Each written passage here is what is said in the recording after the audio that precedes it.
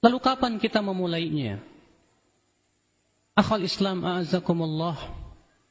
Pada asalnya boleh kita memulai di tanggal 2 Syawal. Namun banyak ulama memakruhkan demikian. Seperti yang ditanyakan oleh Imam Abdul Razak kepada Ma'mar bin Rashid dalam kitab Musannafnya. Tentang orang yang berpuasa Syawal di tanggal 2 Syawal. Maka Ma'mar bin Rashid berkata, Ma'adallah, aku berlindung kepada Allah. Innaha ayyamu aklin wa syurbin. Itu hari-hari yang masih untuk makan dan minum, artinya masih suasana lebaran. Hendaklah seseorang berpuasa ketika mendekati ayyamul bid. Itu mendekati hari-hari, ketika matahari atau ketika bulan itu mendekati purnamanya. Imam Abdul Razak As-San'ani juga pernah ditanya tentang masalah ini. Bahwa ada orang yang langsung berpuasa di tanggal 2-nya. Beliau berkata, aku sangat tidak suka itu. Syekh Muhammad bin Mukhtar Asy-Syamtiti berkata, hal ini menunjukkan bahwasannya tidak disukai oleh ulama salaf terdahulu. Ketika suasana lebaran masih ada, kita kemudian sibuk dengan berpuasa. Mengapa demikian? Karena ini dikiaskan juga dengan hari raya Tasyrik.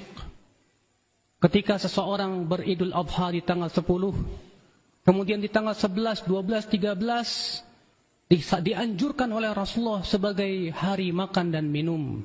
Mengapa itu masih suasana lebaran? Masih suasana hari raya.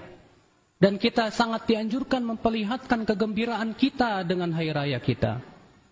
Maka dari itulah para ulama salaf terdahulu tidak menyukai orang yang langsung memulai puasa Syawal di tanggal 2, di tanggal 3. Karena apalagi di masyarakat kita biasanya ya akhi, seminggu setelah lebaran itu masih suasana lebaran.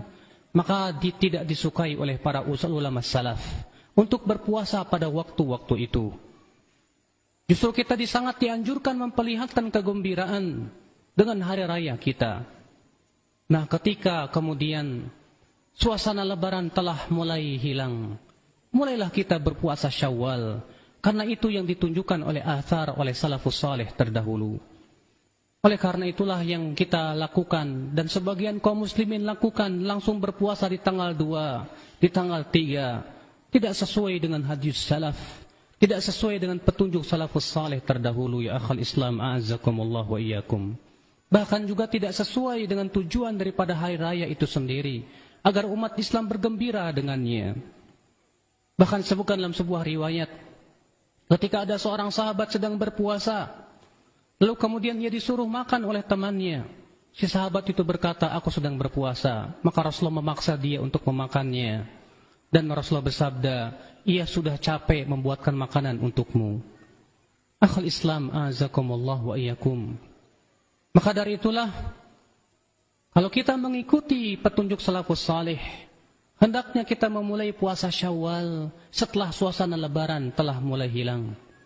Maka pada waktu itu kita mulailah puasa Syawal.